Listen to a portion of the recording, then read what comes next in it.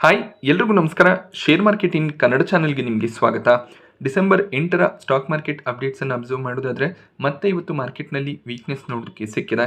ಶುಕ್ರವಾರದ ದಿನ R B ಐನ ರೇಟ್ ಕಟ್ನ ರೀಸನ್ನಿಂದ ಮಾರ್ಕೆಟ್ನಲ್ಲಿ ಒಳ್ಳೆ ಒಂದು ಮೊಮೆಂಟಮ್ ನೋಡೋದಕ್ಕೆ ಸಿಕ್ಕಿತ್ತು. ಬಟ್ ಇವತ್ತು ಮತ್ತೆ ಹೈಯರ್ ಲೆವೆಲ್ನಿಂದ ಮಾರ್ಕೆಟ್ ಸ್ಲೈಡ್ ಆಗಿದೆ. ನಿಫ್ಟಿಯಲ್ಲಿ 226 ಪಾಯಿಂಟ್ಗಳ ಕರೆಕ್ಷನ್ ನೋಡೋದಕ್ಕೆ ಸಿಕ್ತು. 0.9% ನಿಫ್ಟಿ ಕರೆಕ್ಟ್ ಆಗಿದೆ. ಬೆಳಗ್ಗೆ ಒಳ್ಳೆ ಒಂದು ಓಪನಿಂಗ್ ನಿಫ್ಟಿಯಲ್ಲಿ ನೋಡೋದಕ್ಕೆ ಸಿಕ್ಕಿತ್ತು. ಬಟ್ ಹೈಯರ್ ಲೆವೆಲ್ನಲ್ಲಿ ನಿಫ್ಟಿ ಸಸ್ಟೈನ್ ಆಗ್ತಿಲ್ಲ. 26,200 26,300 ಲೆವೆಲ್ಸ್ ಏನಿದೆ ಈ ಒಂದು ಲೆವೆಲ್ನಿಂದ ಸೆಲ್ಲಿಂಗ್ ಪ್ರೆಷರ್ ನೋಡೋದಕ್ಕೆ ಸಿಗ್ತದೆ. ಆ ಲೆವೆಲ್ಸನ್ನು ನಿಫ್ಟಿ ಕ್ರಾಸ್ ಮಾಡಬೇಕಾಗುತ್ತೆ. ಆಗಷ್ಟೇ ಮತ್ತೆ ನಮಗೆ ಆಲ್ ಟೈಮ್ ಹೈ ಲೆವೆಲ್ಸ್ ನೋಡೋದಕ್ಕೆ ಸಿಗೋದು. ಹಾಗೆ 26,000 ಇಂಪಾರ್ಟೆಂಟ್ ಸಪೋರ್ಟ್ ಲೆವೆಲ್ ಏನಿತ್ತು ಆ ಒಂದು ಲೆವೆಲ್ನ ಕೆಳಗಡೆ ಈಗ ನಿಫ್ಟಿ ಕ್ಲೋಸಿಂಗನ್ನು ಕೊಟ್ಟಿದೆ. ಈ ಒಂದು ಸೆಲ್ಲಿಂಗ್ ಪ್ರೆಷರ್ ಕಂಟಿನ್ಯೂ ಆದರೆ ಇನ್ನೂ ಹೆಚ್ಚಿನ ವೀಕ್ನೆಸ್ ಬರುವಂಥ ಸಾಧ್ಯತೆಗಳು ಕೂಡ ಇರುತ್ತೆ. ಸೆನ್ಸೆಕ್ಸ್ನಲ್ಲಿ ಕೂಡ ಇವತ್ತು 0.7% ಕರೆಕ್ಷನ್ ನೋಡೋದಕ್ಕೆ ಸಿಕ್ಕಿದೆ. 610 ಪಾಯಿಂಟ್ಗಳಷ್ಟು ಸೆನ್ಸೆಕ್ಸ್ ಕೂಡ ಕರೆಕ್ಟ್ ಆಯಿತು. ಬ್ಯಾಂಕ್ ನಿಫ್ಟಿಯಲ್ಲಿ ಕೂಡ ವೀಕ್ನೆಸ್ ಕಂಟಿನ್ಯೂ ಆಗ್ತದೆ. ಆರ್ ಬಿ ಐನ ರೇಟ್ ಕಟ್ಸ್ ಫಿನಾನ್ಷಿಯಲ್ ಹಾಗೆ ಬ್ಯಾಂಕಿಂಗ್ ಸೆಕ್ಟರ್ನ ಸ್ಟಾಕ್ಗಳಿಗೆ ಪಾಸಿಟಿವ್ ಆಗಿರುತ್ತೆ. ಬಟ್ ಓವರ್ ಆಲ್ ಹೈಯರ್ ಲೆವೆಲ್ನಲ್ಲಿ ಪ್ರಾಫಿಟ್ ಬುಕಿಂಗ್ ಬರ್ತಿದೆ. ಆ ರೀಸನ್ನಿಂದ ಬ್ಯಾಂಕಿಂಗ್ ಸೆಕ್ಟರ್ನ ಸ್ಟಾಕ್ಗಳಲ್ಲಿ ಕೂಡ ವೀಕ್ನೆಸ್ ನೋಡೋದಕ್ಕೆ ಸಿಕ್ಕಿದೆ. ಯಾವುದೇ ಒಂದು ಸ್ಪೆಸಿಫಿಕ್ ರೀಸನ್ ಇಲ್ಲ, ಜಸ್ಟ್ ಹೈಯರ್ ಲೆವೆಲ್ನಿಂದ ಪ್ರಾಫಿಟ್ ಬುಕಿಂಗ್ ಆಗಿರುತ್ತೆ. ಹಾಗೆ ನಾಳೆ ಮಂಗಳವಾರ ನಿಫ್ಟಿಯ ಎಕ್ಸ್ಪೈರಿ ಕೂಡ ಇದೆ. ನೋಡಬೇಕಾಗುತ್ತೆ ನಿಫ್ಟಿ ಯಾವ ರೀತಿಯಲ್ಲಿ ಟ್ರೇಡ್ ಆಗುತ್ತೆ ಅಂತ. ಸೊ ಮೇ ಬಿ ನಾಳೆ ಕೂಡ ಒಂದು ವೊಲೆಟೈಲ್ ಟ್ರೇಡಿಂಗನ್ನು ನೀವು ಎಕ್ಸ್ಪೆಕ್ಟ್ ಮಾಡ್ಬೋದಾಗುತ್ತೆ. ಹಾಗೆ ಫೆಡ್ನ ಮೀಟಿಂಗ್ ಕೂಡ ಇರುತ್ತೆ. ಡಿಸೆಂಬರ್ 10ಕ್ಕೆ ಫೆಡ್ನ ಔಟ್ಕಮ್ಗಳು ಕೂಡ ಬರುತ್ತೆ. ಅದು ಕೂಡ ಮಾರ್ಕೆಟ್ನ ಮೇಲೆ ಇನ್ಫ್ಲೂಯೆನ್ಸನ್ನು ಮಾಡುತ್ತೆ. ಇವತ್ತಿನ ನಿಫ್ಟಿಯ ಟಾಪ್ ಗೇನರ್ಸ್ ಮತ್ತು ಲೂಸರ್ಸನ್ನು ಅಬ್ಸರ್ವ್ ಮಾಡಿದಾಗ ಐ ಟಿ ಸೆಕ್ಟರ್ನ ಸ್ಟ್ರಾಂಗ್ ಮೊಮೆಂಟಮ್ ಕಂಟಿನ್ಯೂ ಆಗ್ತದೆ. ಟೆಕ್ ಮಹೀಂದ್ರ 1.5% ಅರೌಂಡಲ್ಲಿ ಗೇನ್ ಆಯಿತು. H C L Tech, Wipro positive ಆಗಿ ಕ್ಲೋಸಿಂಗನ್ನು ಕೊಟ್ಟಿದೆ. ಫೆಡ್ನ ಮೀಟಿಂಗ್ ಇದಕ್ಕೆ ರೀಸನ್ ಆಗಿರುತ್ತೆ. So Fed 25 basis point rate cut ಮಾಡ್ಬೋದು ಅನ್ನೋಂಥ ಒಂದು ಎಕ್ಸ್ಪೆಕ್ಟೇಷನ್ ಇದೆ. ಸೊ ಎಕ್ಸ್ಪೆಕ್ಟೇಷನ್ನ ರೀತಿಯಲ್ಲಿ ರೇಟ್ ಕಟ್ಸ್ ಬಂದರೆ ಅದು ಐ ಟಿ ಸೆಕ್ಟರ್ಗೆ ಪಾಸಿಟಿವ್ ಆಗಿರುತ್ತೆ. ಸೊ ಆ ರೀಸನ್ನಿಂದ ಐ ಟಿ ಸ್ಟಾಕ್ಗಳಲ್ಲಿ ಮೊಮೆಂಟಮ್ ಕಂಟಿನ್ಯೂ ಆಗ್ತದೆ. ಬಟ್ ಇಲ್ಲೂ ಕೂಡ ಅಷ್ಟೇ ಎಕ್ಸ್ಪೆಕ್ಟೇಷನ್ನ ರೀತಿಯಲ್ಲಿ ಔಟ್ಕಮ್ಸ್ ಬರಲಿಲ್ಲ ಅಂದಾಗ ಆಗ ಐ ಟಿ ಸ್ಟಾಕ್ಗಳಲ್ಲಿ ಕೂಡ ಸೆಲ್ಲಿಂಗ್ ಪ್ರೆಷರ್ ಬರ್ಬೋದು, ಪ್ರಾಫಿಟ್ ಬುಕಿಂಗ್ ಬರುವಂಥ ಚಾನ್ಸಸ್ ಇದ್ದೇ ಇರುತ್ತೆ. ರಿಲಯನ್ಸ್ನಲ್ಲಿ ಕೂಡ ಇವತ್ತೊಂದು ಪಾಸಿಟಿವ್ ಕ್ಲೋಸಿಂಗ್ ನೋಡೋದಕ್ಕೆ ಸಿಕ್ಕಿದೆ. ನಿಫ್ಟಿಯ 50 ಸ್ಟಾಕ್ಗಳಲ್ಲಿ ಕೇವಲ 4 ಸ್ಟಾಕ್ಗಳು ಮಾತ್ರ ಇವತ್ತು ಪಾಸಿಟಿವ್ ಆಗಿ ಕ್ಲೋಸ್ ಆಯಿತು. ಮಿಕ್ಕಿರುವಂಥ 46 ಸ್ಟಾಕ್ಗಳಲ್ಲಿ ನೆಗೆಟಿವಿಟಿ ನೋಡೋದಕ್ಕೆ ಸಿಕ್ಕಿದೆ. ಟಾಪ್ ಲೂಸರ್ಸನ್ನು ಅಬ್ಸರ್ವ್ ಮಾಡಿದಾಗ ಇವತ್ತು ಕೂಡ ಇಂಡಿಗೋ ಟಾಪ್ ಲೂಸರ್ ಆಗಿತ್ತು. ಆಲ್ಮೋಸ್ಟ್ 10%ನ ಕರೆಕ್ಷನ್ ಬೆಳಗಿನ ಸೆಷನಲ್ಲಿ ನೋಡೋದಕ್ಕೆ ಸಿಕ್ಕಿತ್ತು. ಕ್ಲೋಸಿಂಗ್ನಲ್ಲಿ ಆಲ್ಮೋಸ್ಟ್ 8.5% ಡೌನ್ ಸೈಡ್ನೊಂದಿಗೆ ಇಂಡಿಗೋ ಕ್ಲೋಸಿಂಗನ್ನು ಕೊಟ್ಟಿದೆ. ಇದಕ್ಕೆ ರೀಸನ್ ಇಂಡಿಗೋನ ಫ್ಲೈಟ್ ಕ್ಯಾನ್ಸಲೇಷನ್ಸ್ ಆಗಿರುತ್ತೆ. ಹಾಗೆಯೇ ಏವಿಯೇಷನ್ ಮಿನಿಸ್ಟ್ರಿ ಅಥವಾ DGCA ಕಡೆಯಿಂದ ಶೋಕಾಸ್ ನೋಟಿಸ್ CEO ಹೋಗಿದೆ. ಅವರು ಕೂಡ ರೆಸ್ಪಾನ್ಸನ್ನು ಪ್ರೊವೈಡ್ ಮಾಡಬೇಕಾಗಿದೆ. ಬಟ್ ಇಂಡಿಗೋ ಆಲ್ರೆಡಿ ಫ್ಲೈಟ್ಸ್ ಏನು ಕ್ಯಾನ್ಸಲ್ ಆಗಿದೆ ಅದರ ರೀಫಂಡ್ಸ್ಗಳನ್ನು ಪ್ರೊವೈಡ್ ಮಾಡಿದ್ದೀವಿ ಅಂತ ಹೇಳಿದ್ದಾರೆ. ಆಲ್ಮೋಸ್ಟ್ 600 ಕೋಟಿಯಷ್ಟು ರೀಫಂಡ್ಸನ್ನು ಕಂಪನಿ ಪ್ರೊವೈಡ್ ಮಾಡಿದ್ದಾರೆ. ಸೊ ಇದು ಇಂಡಿಗೋ ಫಿನಾನ್ಷಿಯಲ್ಸ್ನ ಮೇಲೆ ಸಾಕಷ್ಟು ಇಂಪ್ಯಾಕ್ಟನ್ನು ಹಾಕುತ್ತೆ ಅನ್ನೋದು ಬ್ರೋಕರೇಜ್ಗಳ ವ್ಯೂ ಆಗಿರುತ್ತೆ. ಅರ್ನಿಂಗ್ಸ್ನಲ್ಲಿ 9ರಿಂದ 10% ಡೌನ್ ಸೈಡ್ನ ಎಕ್ಸ್ಪೆಕ್ಟೇಷನ್ ಇರುತ್ತೆ ಅಂತ ಬ್ರೋಕರೇಜ್ಗಳು ಕವರೇಜನ್ನು ಕೊಟ್ಟಿದ್ದಾರೆ. ಬಟ್ ಈಗಲೂ ಕೂಡ ಸಾಕಷ್ಟು ಬ್ರೋಕರೇಜ್ಗಳು ಬೈ ರೆಕಮೆಂಡೇಷನನ್ನು ಕೊಡ್ತಾ ಇದ್ದಾರೆ. UBS ಬೈ ಕಾಲ್ ಕೊಟ್ಟಿದ್ದು 6,350 ಟಾರ್ಗೆಟ್ ಪ್ರೈಸನ್ನು ಈಗಲೂ ಕೂಡ ಕೊಡ್ತಾ ಇದ್ದಾರೆ. ಸೊ ಈಗ ಸದ್ಯಕ್ಕೆ ಸ್ವಲ್ಪ ಪ್ಯಾನಿಕ್ ಇದೆ, ಮತ್ತೆ ಇಂಡಿಗೋ ರಿಕವರ್ ಆಗುತ್ತೆ ಅನ್ನೋದು UBSನ ವ್ಯೂ ಆಗಿರುತ್ತೆ. ಅದೇ ರೀತಿಯಲ್ಲಿ ಜೆಫ್ರೀಸ್ ಕೂಡ 7,000 ಟಾರ್ಗೆಟ್ ಪ್ರೈಸನ್ನು ಕೊಟ್ಟಿದ್ದಾರೆ. ಒಂದು ಪ್ಯಾನಿಕ್ ನ್ಯೂಸ್ನ ರೀಸನ್ನಿಂದ ಸ್ಟಾಕ್ ಕರೆಕ್ಟ್ ಆಗ್ತದೆ. Q3ನಲ್ಲಿ ಸ್ವಲ್ಪ ಪ್ರೆಷರ್ ಇರುತ್ತೆ, ಬಟ್ ಮತ್ತೆ ರಿವೈವಲ್ ಎಕ್ಸ್ಪೆಕ್ಟ್ ಮಾಡ್ಬೋದು ಅನ್ನೋದು ಜೆಫ್ರೀಸ್ನ ವ್ಯೂ ಆಗಿರುತ್ತೆ. JM ಫಿನಾನ್ಷಿಯಲ್ಸ್ ರೆಡ್ಯೂಸ್ ಕಾಲನ್ನು ಕೊಟ್ಟಿದ್ದಾರೆ. 5,570 ಟಾರ್ಗೆಟ್ ಪ್ರೈಸ್ ನೋಡೋದಕ್ಕೆ ಸಿಗ್ತದೆ. ಇವರ ಪ್ರಕಾರ ಫಿನಾನ್ಷಿಯಲ್ ಸಾಕಷ್ಟು ಇಂಪ್ಯಾಕ್ಟ್ ಆಗುತ್ತೆ. ಹಾಗೆ ಒನ್ ಟೈಮ್ ಪೆನಾಲ್ಟಿ ಏನಾದರೂ DGCA ಕಡೆಯಿಂದ ಬಂದರೆ ಅದು ಇನ್ನಷ್ಟು ಪ್ಯಾನಿಕ್ ಕ್ರಿಯೇಷನ್ಗೆ ಕಾರಣ ಆಗುತ್ತೆ ಅನ್ನೋದು JM ಫಿನಾನ್ಷಿಯಲ್ಸ್ನ ವ್ಯೂ ಆಗಿರುತ್ತೆ. ಹಾಗೆ ಮ್ಯಾನೇಜ್ಮೆಂಟ್ ಚೇಂಜಸ್ಗಳೇನಾದರೂ ಆದರೂ ಕೂಡ ಅದು ಇಂಡಿಗೋ ಸ್ಟಾಕ್ನ ಮೇಲೆ ನೆಗೆಟಿವ್ ಇಂಪ್ಯಾಕ್ಟನ್ನು ತರ್ಬೋದು. ಇಂಡಿಗೋನ ಕ್ರೈಸಿಸ್ ಏನಿದೆ ಬೇರೆ ಏರ್ಲೈನ್ಸ್ಗಳಿಗೆ ವರ ಆಗಿದೆ. ಸ್ಪೈಸ್ ಜೆಟ್ ಮಾರ್ಕೆಟ್ನಲ್ಲಿ ಲಿಸ್ಟ್ ಆಗಿರುವಂಥ ಕಂಪನಿ. ಈ ಒಂದು ಸ್ಟಾಕ್ ಬೆಳಿಗ್ಗೆ ಸ್ಟ್ರಾಂಗ್ ಆಗಿ ಗೇನ್ ಆಗಿತ್ತು. ಬಟ್ ಅದಾದಮೇಲೆ ಇಲ್ಲೂ ಕೂಡ ಪ್ರಾಫಿಟ್ ಬುಕಿಂಗ್ ಬಂದಿದೆ. ಓವರ್ ಆಲ್ 5% ಗೇನ್ನೊಂದಿಗೆ ಸ್ಪೈಸ್ ಜೆಟ್ ಕ್ಲೋಸಿಂಗನ್ನು ಕೊಟ್ಟಿದೆ. ಸ್ಪೈಸ್ ಜೆಟ್ MD ಒಂದು ಸ್ಟೇಟ್ಮೆಂಟನ್ನು ವೀಕೆಂಡಲ್ಲಿ ಕೊಟ್ಟಿದ್ರು. 100ಕ್ಕೂ ಹೆಚ್ಚಿನ ಫ್ಲೈಟ್ಸ್ಗಳನ್ನು ನಾವು ಓಡಿಸ್ತಾ ಇದ್ದೀವಿ.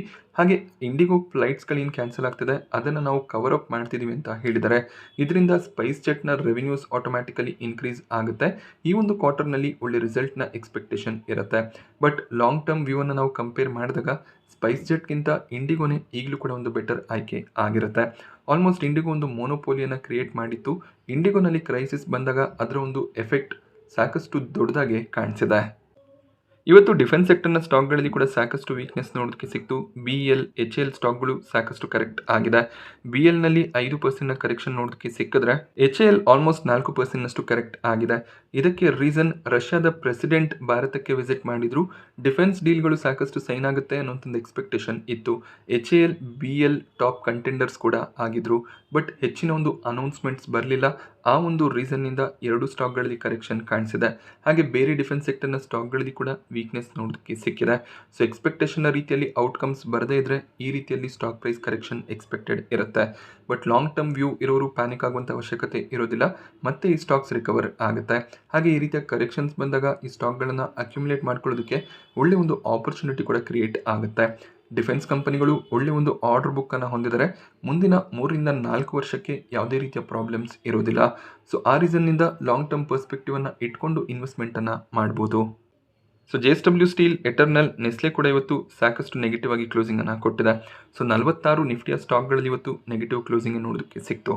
ಕೇನ್ಸ್ ಟೆಕ್ನಾಲಜಿ ಸ್ಟಾಕ್ ಪ್ರೈಸ್ನಲ್ಲಿ ವೀಕ್ನೆಸ್ ಕಂಟಿನ್ಯೂ ಆಗ್ತಿದ್ದು ಇವತ್ತು ಕೂಡ ಸ್ಟಾಕ್ 12% ಕರೆಕ್ಟ್ ಆಗಿದೆ. ಸೊ ಇದಕ್ಕೆ ರೀಸನ್ ಎಲ್ರಿಗೂ ಕೂಡ ಆಲ್ರೆಡಿ ಗೊತ್ತಾಗಿರುತ್ತೆ. ಸೊ ಕಂಪನಿ ಸರಿಯಾಗಿ ಫಿನಾನ್ಷಿಯಲ್ಸನ್ನು ಮೇಂಟೈನ್ ಮಾಡ್ತಿರ್ಲಿಲ್ಲ. ಅದರ ಬಗ್ಗೆ ಕೋಟಕ್ ಇನ್ಸ್ಟಿಟ್ಯೂಷನಲ್ ಈಕ್ವಿಟೀಸ್ ಒಂದು ರಿಪೋರ್ಟನ್ನು ಕೊಟ್ಟಿದ್ರು. 180 ಕೋಟಿಯಷ್ಟು ಫಿನಾನ್ಷಿಯಲ್ ಮಿಸ್ ಮ್ಯಾಚ್ ನೋಡೋದಕ್ಕೆ ಸಿಕ್ಕಿತ್ತು. ಅದನ್ನು ಈಗ ಕೇನ್ಸ್ ಟೆಕ್ನಾಲಜಿಯ ಮ್ಯಾನೇಜ್ಮೆಂಟ್ ಒಪ್ಕೊಂಡಿದ್ದಾರೆ. 2024 ಫಿನಾನ್ಷಿಯಲ್ ಇಯರ್ನಲ್ಲಿ 180 ಕೋಟಿಯ ಮಿಸ್ ಮ್ಯಾಚ್ ಅನ್ನು ಕಂಪನಿ ಮಾಡಿದ್ದಾರೆ. ಇದು ಆಡಿಟರ್ನ ಫಾಲ್ಟ್ ಕೂಡ ಆಗಿರುತ್ತೆ. ಆದ್ದರಿಂದ ಆಡಿಟರ್ನ ಚೇಂಜ್ ಮಾಡ್ತೀವಿ ಅಂತ ಕೇನ್ಸ್ ಟೆಕ್ನಾಲಜೀಸ್ ಹೇಳಿದ್ದಾರೆ. ಸೊ ಈ ರೀಸನ್ನಿಂದ ಸ್ಟಾಕ್ ಇವತ್ತು ಇನ್ನಷ್ಟು ವೀಕ್ ಆಗಿ ಟ್ರೇಡ್ ಆಗಿದೆ. ಸೊ ಕಂಪ್ನಿನೇ ಫಿನಾನ್ಷಿಯಲ್ಸ್ನಲ್ಲಿ ಪ್ರಾಬ್ಲಮ್ ಆಗಿದೆ ಅಂತ ಹೇಳಿರೋದ್ರಿಂದ ಈಗ ಸ್ಟಾಕ್ನಲ್ಲಿ ವೀಕ್ನೆಸ್ ಕಂಟಿನ್ಯೂ ಆಗ್ತಿದೆ. ಬಟ್ ಇದನ್ನು ಮುಂದಿನ ದಿನಗಳಲ್ಲಿ ಕಂಪನಿ ಸರಿ ಮಾಡಿಕೊಂಡ್ರೆ ಸ್ಟಾಕ್ ಮತ್ತೆ ರಿಕವರ್ ಆಗ್ಬೋದು. ಸೊ ಸಾಕಷ್ಟು ಜನ ಕೇಳ್ತಿದ್ರ ಯಾವ ಒಂದು ಲೆವೆಲ್ನಲ್ಲಿ ಕೇನ್ಸ್ ಟೆಕ್ನಾಲಜಿನಲ್ಲಿ ಎಂಟರ್ ಆಗ್ಬೋದು ಅಂತ. ಸೊ ನ್ಯೂಸ್ ಯಾವ ರೀತಿಯಲ್ಲಿ ಬರುತ್ತೆ ಆ ರೀತಿಯಲ್ಲಿ ಸ್ಟಾಕ್ ರಿಯಾಕ್ಟ್ ಮಾಡ್ತಾ ಹೋಗುತ್ತೆ.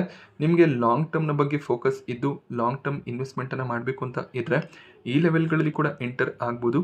ಬಟ್ ಈ ಲೆವೆಲ್ನಿಂದ ಸ್ಟಾಕ್ ಇನ್ನೂ ಡೌನ್ ಆಗ್ಬೋದು, ಇನ್ನೂ 20% ಕರೆಕ್ಟ್ ಆಗ್ಬೋದು. ಬಟ್ ಆ ಡೌನ್ ಸೈಡ್ನಲ್ಲಿ ಕೂಡ ಸ್ವಲ್ಪ ಶೇರ್ಸ್ಗಳನ್ನು ಅಕ್ಯುಮುಲೇಟ್ ಮಾಡಬೇಕಾಗುತ್ತೆ. ಹಾಗೆ ಯಾವುದೇ ಒಂದು ಕಂಪನಿ ಇದೇ ರೀತಿಯಲ್ಲಿ ಟ್ರೇಡ್ ಆಗುತ್ತೆ ಅಂತ ಪ್ರಿಡಿಕ್ಟ್ ಮಾಡೋದಕ್ಕೆ ಸಾಧ್ಯ ಆಗೋದಿಲ್ಲ. ಇಂಡಿಗೋನಂಥ ಸ್ಟಾಕ್ನಲ್ಲೇ ಸಾಕಷ್ಟು ವೀಕ್ನೆಸ್ ಬರ್ತಿದೆ. ಸೊ ಕಂಪನಿನಲ್ಲಿ ಯಾವ ರೀತಿಯ ನ್ಯೂಸ್ಗಳಿರುತ್ತೆ ಅಥವಾ ಯಾವ ರೀತಿಯ ಒಂದು ಮೊಮೆಂಟಮ್ ಕ್ರಿಯೇಟ್ ಆಗುತ್ತೆ ಅದರ ಬೇಸಿಸ್ ಮೇಲೆ ಸ್ಟಾಕ್ಸ್ ಟ್ರೇಡ್ ಆಗುತ್ತೆ. ಸೊ JP Morgan ಕೂಡ ಅಡ್ವೈಸ್ ಮಾಡಿದ್ರು ಬಾಟಮ್ ಫಿಶಿಂಗನ್ನು ಮಾಡಬೇಡಿ ಅಂತ. ಅಂದರೆ ಕಂಪನಿ Q3 ರಿಸಲ್ಟನ್ನು ಡಿಕ್ಲೇರ್ ಮಾಡಿದ್ಮೇಲೆ ಫಿನಾನ್ಷಿಯಲ್ಸ್ ಯಾವ ರೀತಿಯಲ್ಲಿ ಇದೆ, ಯಾವ ರೀತಿಯ ಮೆಜರ್ಸ್ಗಳನ್ನು ತೊಗೊಂಡಿದ್ದಾರೆ ಅದನ್ನು ನೋಡಿಬೇಕಾದ್ರೆ ಇನ್ವೆಸ್ಟ್ ಮಾಡ್ಬೋದು ಅನ್ನೋದು JP Morgan ವ್ಯೂ ಆಗಿರುತ್ತೆ. ಅಂದರೆ ಸ್ವಲ್ಪ ಹೈಯರ್ ಪ್ರೈಸ್ನಲ್ಲಿ ಬೈ ಮಾಡಿಕೊಂಡ್ರು ಕೂಡ ಕ್ಲಾರಿಟಿಯಿಂದ ಇನ್ವೆಸ್ಟ್ ಮಾಡಿ ಅಂತ JP Morgan ಹೇಳ್ತಿದ್ದಾರೆ. ಬಟ್ ಆಲ್ರೆಡಿ ಯಾರು ಶೇರ್ಸ್ಗಳನ್ನು ಪರ್ಚೇಸ್ ಮಾಡಿ ಹೋಲ್ಡ್ ಮಾಡ್ತಿದ್ದೀರಾ ನೀವು ಕಂಟಿನ್ಯೂ ಮಾಡಬೇಕಾಗುತ್ತೆ. ಮ್ಯಾನೇಜ್ಮೆಂಟ್ ಆಲ್ರೆಡಿ ಕ್ಲಾರಿಫಿಕೇಷನ್ಸನ್ನು ಕೊಟ್ಟಿದ್ದಾರೆ, ತಪ್ಪಾಗಿದೆ ಅದನ್ನು ಸರಿ ಮಾಡ್ತೀವಿ ಅಂತ ಕೂಡ ಹೇಳಿದ್ದಾರೆ. Q3ನಲ್ಲಿ ಸ್ವಲ್ಪ ಇಂಪ್ಯಾಕ್ಟ್ ಬರ್ಬೋದು. ಬಟ್ ಮುಂದಿನ ಕ್ವಾರ್ಟರ್ಗಳಲ್ಲಿ ಪರ್ಫಾರ್ಮೆನ್ಸ್ ಇಂಪ್ರೂವ್ ಆಗ್ಬೋದು. ಲೆನ್ಸ್ಕಾರ್ಟ್ ಸ್ಟಾಕ್ ಪ್ರೈಸ್ನಲ್ಲಿ 3% ಕರೆಕ್ಷನ್ ನೋಡೋದಕ್ಕೆ ಸಿಕ್ತು. ಲಾಕ್ ಇನ್ ಪೀರಿಯಡ್ ಎಂಡ್ ಆಗಿದೆ. QIBs ಯಾರು IPOಗಳಲ್ಲಿ ಇನ್ವೆಸ್ಟ್ಮೆಂಟನ್ನು ಮಾಡಿದ್ರು ಅವರು ತಮ್ಮ 50% ಶೇರ್ಸ್ಗಳನ್ನು ಸೆಲ್ ಮಾಡ್ಬೋದಾಗಿದೆ. ಮೇ ಬಿ ಸ್ವಲ್ಪ ಮಟ್ಟಿಗೆ ಸೆಲ್ಲಿಂಗ್ ಪ್ರೆಷರ್ ಬಂದಿರುತ್ತೆ.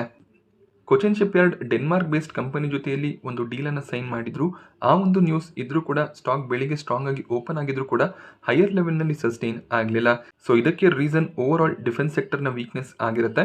ಆ ರೀಸನ್ನಿಂದ ಸ್ಟಾಕ್ 2.5% ಕರೆಕ್ಟ್ ಆಗಿದೆ. ಟ್ರಾನ್ಸ್ರೇಲ್ ಲೈಟಿಂಗ್ 822 ಕೋಟಿಯ ಇಂಟರ್ನ್ಯಾಷನಲ್ ಆರ್ಡರ್ನ ಪಡ್ಕೊಂಡಿದ್ದಾರೆ. ಈ ಒಂದು ಆರ್ಡರ್ ನ್ಯೂಸ್ ಇದ್ರೂ ಕೂಡ ಸ್ಟಾಕ್ನಲ್ಲಿ ಹೆಚ್ಚಿನ ಒಂದು ಮೊಮೆಂಟಮ್ ಕಾಣಿಸ್ತಿಲ್ಲ. 2% ಡೌನ್ ಸೈಡ್ನೊಂದಿಗೆ ಸ್ಟಾಕ್ ಕ್ಲೋಸಿಂಗನ್ನು ಕೊಟ್ಟಿದೆ. ಒಂದು ಸ್ಟ್ರಾಂಗ್ ಆರ್ಡರ್ ಬುಕ್ಕನ್ನು ಕಂಪನಿ ಮೇಂಟೈನ್ ಮಾಡ್ತಿದ್ದಾರೆ. ಟೋಟಲ್ 2026 ಫಿನಾನ್ಷಿಯಲ್ ಇಯರ್ನ ಆರ್ಡರ್ ಇನ್ಫ್ಲೋಸ್ 5110 ಕೋಟಿಯಷ್ಟು ನಮಗೆ ನೋಡೋದಕ್ಕೆ ಸಿಗುತ್ತೆ. IPOಗಳ ವಿಚಾರಕ್ಕೆ ಬಂದಾಗ 3 IPOಗಳ ಅಲಾಟ್ಮೆಂಟ್ ಸ್ಟೇಟಸ್ ಇವತ್ತು ಸಂಜೆ ಅಥವಾ ನಾಳೆ ಬೆಳಗ್ಗೆ ಅಷ್ಟರಲ್ಲಿ ಬರುತ್ತೆ. ಗ್ರೇ ಮಾರ್ಕೆಟ್ ಪ್ರೀಮಿಯಂ ಸ್ವಲ್ಪ ಫಾಲ್ ಆಗಿದೆ. ಮಾರ್ಕೆಟ್ನಲ್ಲಿ ವೀಕ್ನೆಸ್ ಇರೋದ್ರಿಂದ ಪ್ರೀಮಿಯಮ್ಸ್ ಕೂಡ ಡೌನ್ ಆಗುತ್ತೆ. ಮೀಶೋನಲ್ಲಿ 39 ರೂಪಾಯಿಯ ಪ್ರೀಮಿಯಂ ಕಾಣಿಸ್ತಿದ್ದು 35% ಲಿಸ್ಟಿಂಗ್ ಗೇನ್ ಎಕ್ಸ್ಪೆಕ್ಟೇಷನ್ ಇರುತ್ತೆ. ಏಕ್ವಸ್ನಲ್ಲಿ 27% ಲಿಸ್ಟಿಂಗ್ ಗೇನ್ನ ಎಸ್ಟಿಮೇಷನ್ಸ್ ಇದೆ.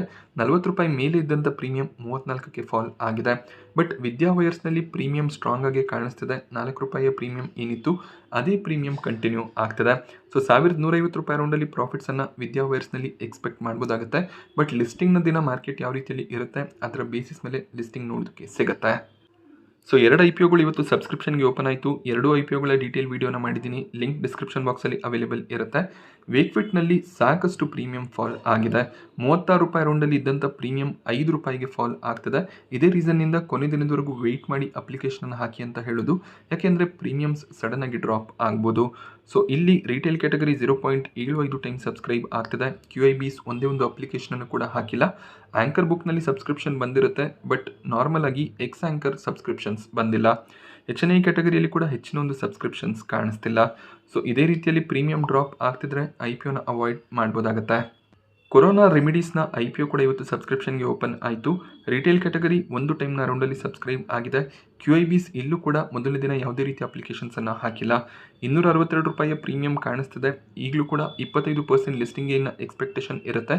ಬುಧವಾರದ ದಿನ ಕೊನೆ ದಿನ ಆಗಿರುತ್ತೆ. ಅವತ್ತು 12 ಗಂಟೆಯ ನಂತರ QIB ಸಬ್ಸ್ಕ್ರಿಪ್ಷನ್ ಪ್ರೀಮಿಯಂ ಯಾವ ರೀತಿಯಲ್ಲಿ ಇದೆ, ಓವರ್ ಆಲ್ ಮಾರ್ಕೆಟ್ ಕಂಡೀಷನ್ ಯಾವ ರೀತಿಯಲ್ಲಿ ಇದೆ, ಅದನ್ನು ಅಬ್ಸರ್ವ್ ಮಾಡಿ ಡಿಸಿಷನನ್ನು ತಗೋಬೋದಾಗುತ್ತೆ.